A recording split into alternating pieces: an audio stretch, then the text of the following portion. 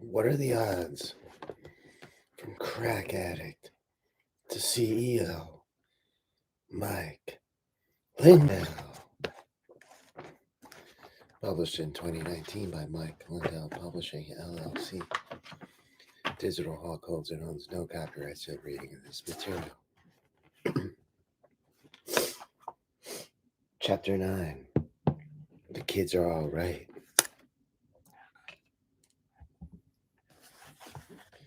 1990 to 1998.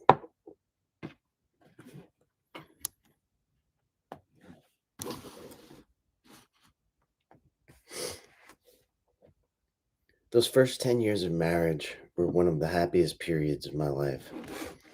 I had Karen, a big family with 4 kids, and nieces and nephews besides. Lee and I bought the Statesman, but the Chaska City Council absolutely did not want to give me a liquor license because its members considered me a drunk and a criminal. I had thought the gas station incident was dead and buried, but now it resurfaced, splashed across the newspaper in even more detail. The council aligned against me. Community leaders were split. After a 2-month battle, I got up in front of the council and I gave a passionate 15-minute speech. I didn't want to speak in front of all those people, but I had to. All I needed was a chance, I said. Finally, the council relented, applying a whole list of restrictions that I myself had suggested. They finally granted us the liquor license. This victory meant more to me than the business itself. I felt my reputation was on the road to recovery. Immediately, I went to see Lou at Size.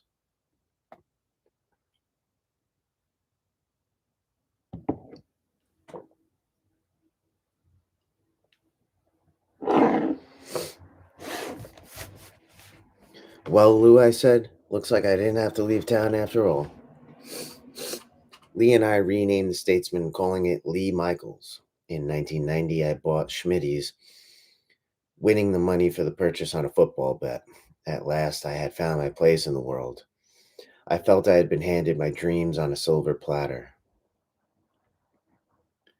By 1996, Schmitty's was running like a top. Every day, it seemed we were busy from morning to night. I had trained some bartenders to run the place the way I liked. Nothing getting out of hand, but lots of fun, too.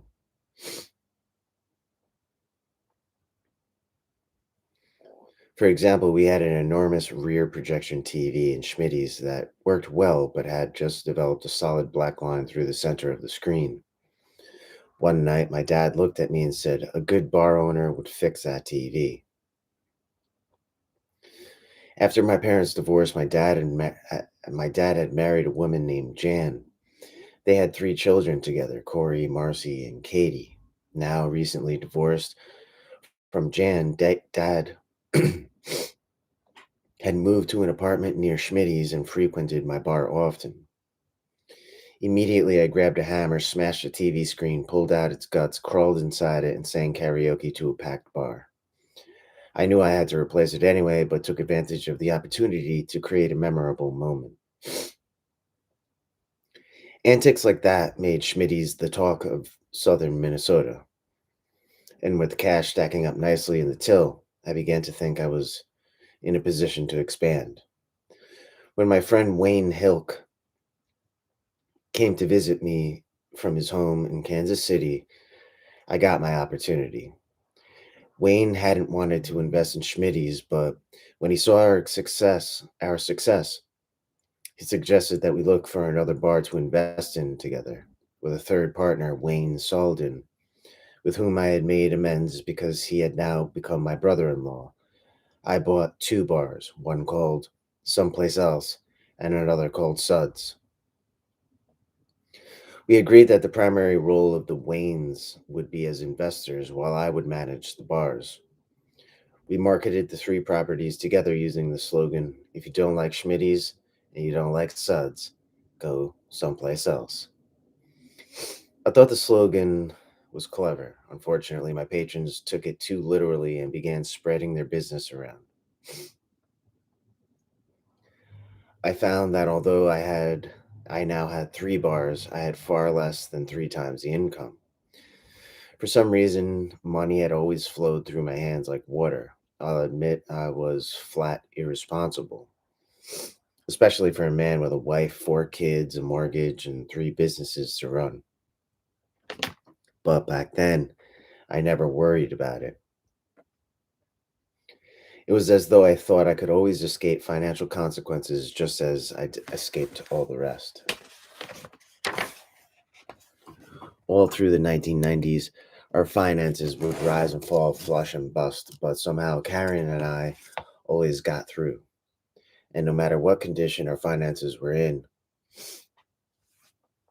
we always took the kids on long family trips. In the spring of 1997, I thought it would be a great idea to fly into Las Vegas, gamble a little, then drive the rest of the way to California. We'd take the kids to Knott's Berry Farm, Disneyland, and SeaWorld. In Vegas, we rented a van and drove to Laughlin, Nevada, a town on the Colorado River across from Bullhead City, Arizona. We checked into the Flamingo across the parking lot. I could see the riverside, Laughlin's very first casino. Back in 1966, a man named Don Laughlin bought 6 acres of riverfront property in the middle of nowhere. He converted an old place called the Riverside Bait Shop into the Riverside Casino, and that August opened with 2 live gambling tables, a dozen slot machines, and an all-you-can-eat chicken dinner for 98 cents. Now the Riverside had grown from 8 motel rooms, 4 of which Laughlin's family occupied, to a major resort. I had no idea that Don Laughlin would one day become my friend, or that his casino would one day play an important role in my life.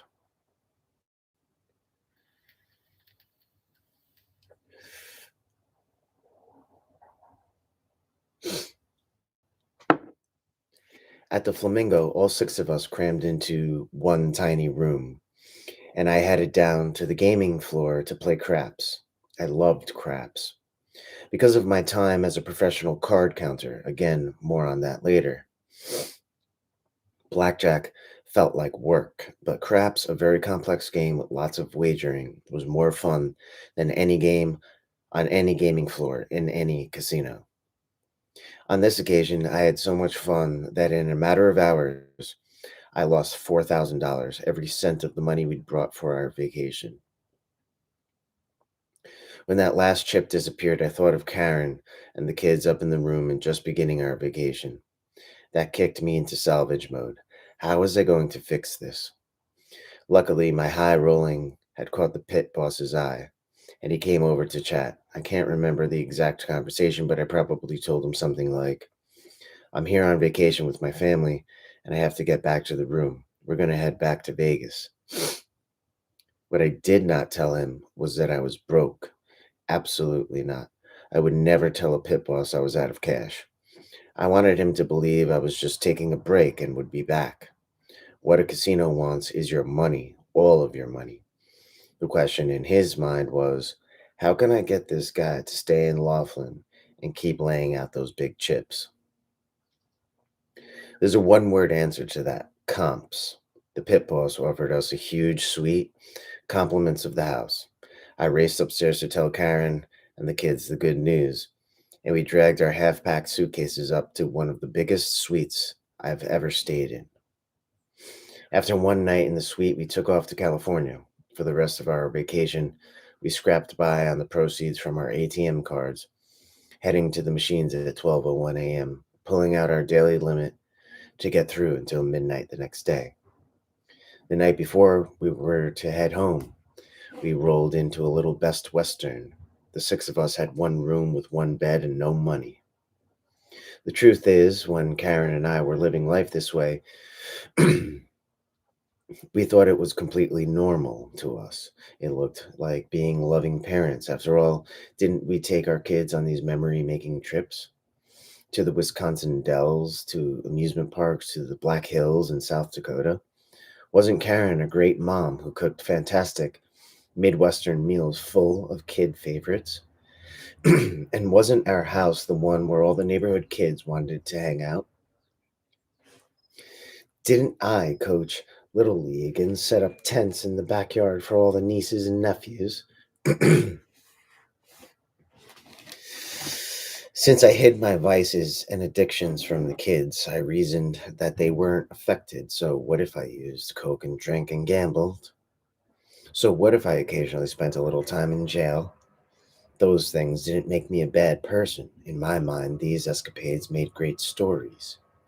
By then, I was an almost daily cocaine user. Between feeding that habit and losing on sports betting, I was usually on the verge of going broke. The year 1998 was, however, an exception.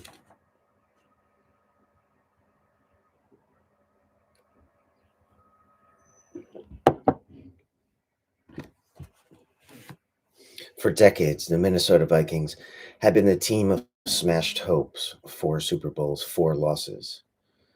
In 1998, though, there was something different in the air. All signs said this was going to be our year.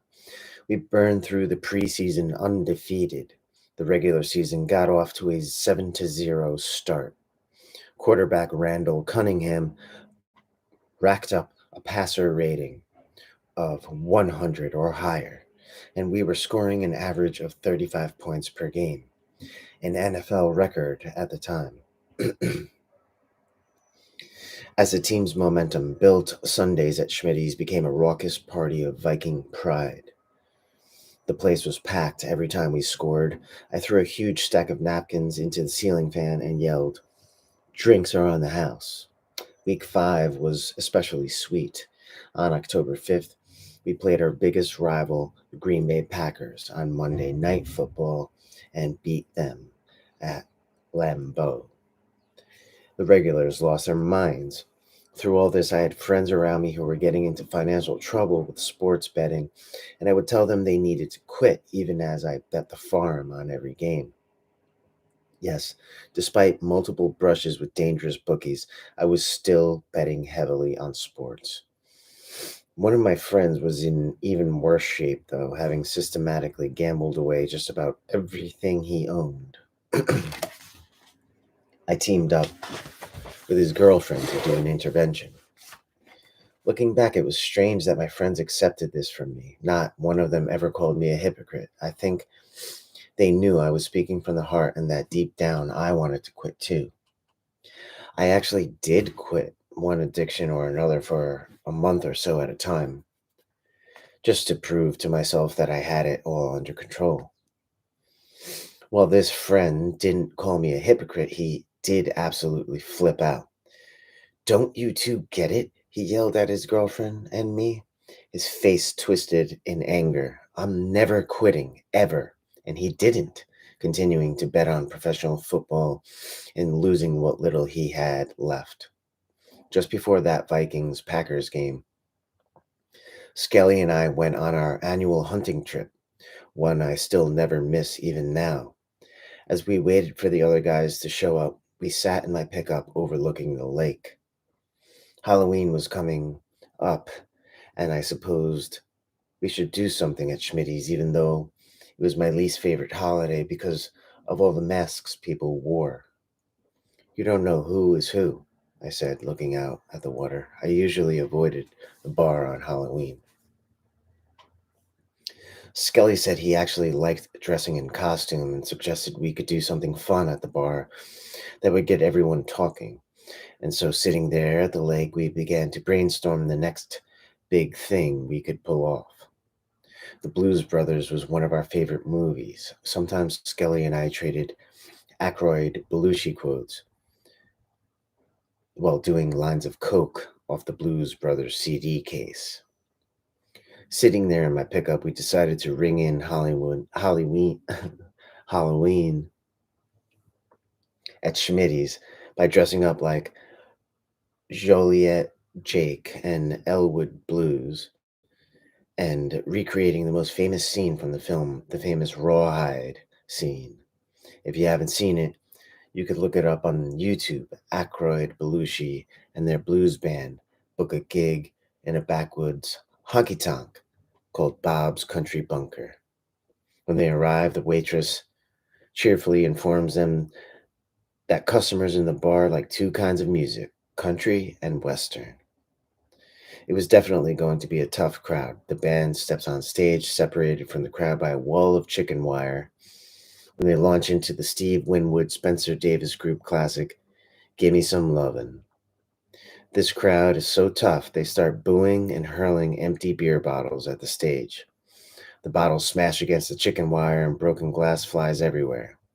That ain't no Hank Williams song, the bar manager yells. Then he turns out the stage lights. The band knows only one country song, the theme from the Clint Eastwood Western television series, Rawhide.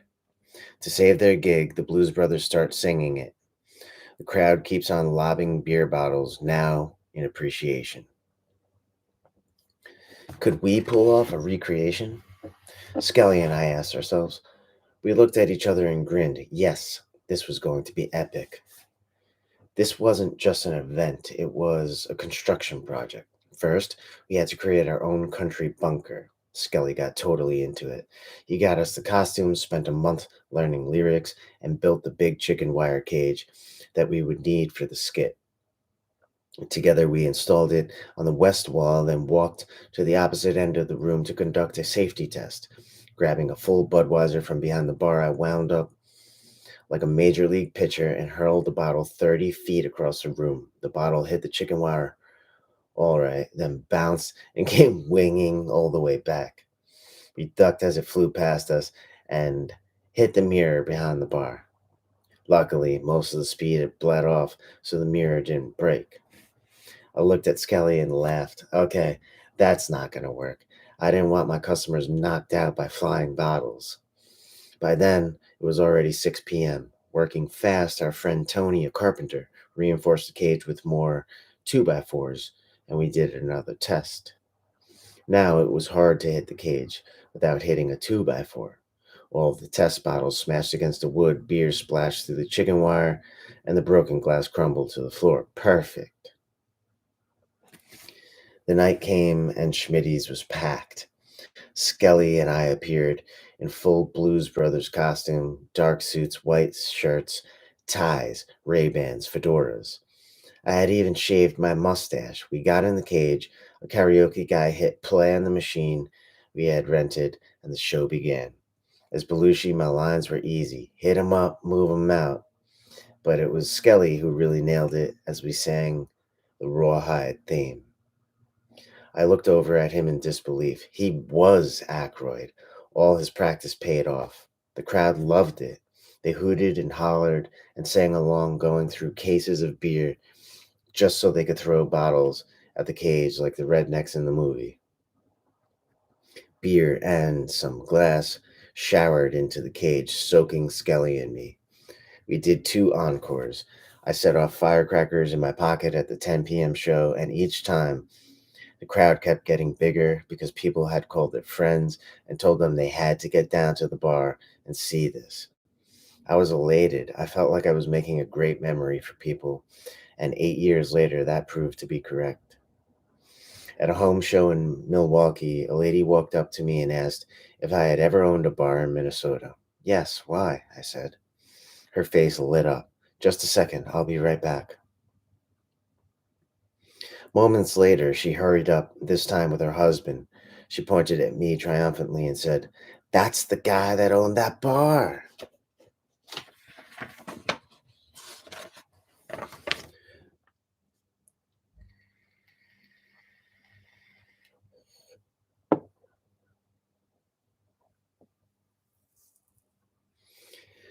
The woman then explained that she and her husband lived in Wisconsin on Halloween 1998. They were driving through Minnesota on their way to South Dakota when they stopped at a bar to take a short break. We were so surprised when we walked into a scene straight out of the Blues Brothers, she said. They ended up staying the whole night because they were having so much fun. My husband hasn't stopped talking about it since. By the fall of 1998, my days were filled with hunting, showing off at the bar, and doing cocaine. For once, I had no money issues. I felt like I was at the top of the world. Besides all that, it was an interesting year in Minnesota for other reasons. A former pro wrestler named Jesse Ventura had decided to run for governor, bombastic and unconventional.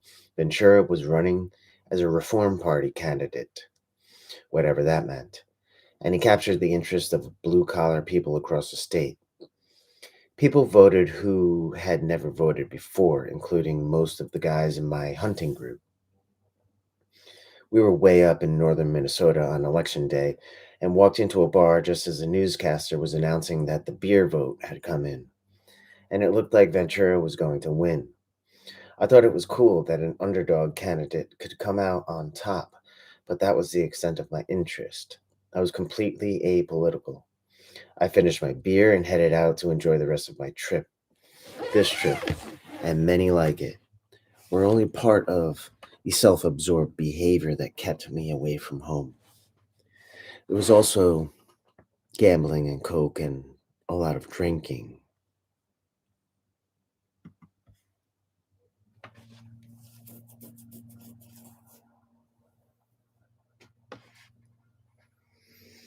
To this point in my marriage, Karen had struggled with insecurity that sometimes manifested as jealousy. When I returned from the November 1998 hunting trip, she and I got into an argument. She suggested that maybe I went off on these trips so often because there were other women involved. I scoffed. Of course, there are no women hunting with us. What's wrong with you? Looking back, I mourn the fact that I used my strongest virtue, being truly faithful to my wife, to justify the rest of my selfish behavior. We had the identical argument again and again as Karen's insecurities and my justified behavior collided almost daily. I still considered my family the most important thing in my life, but 1998 was a definite turning point in our marriage. The turbulence remained hidden, though churning beneath the surface. To everyone else, we still looked like a family that had it all.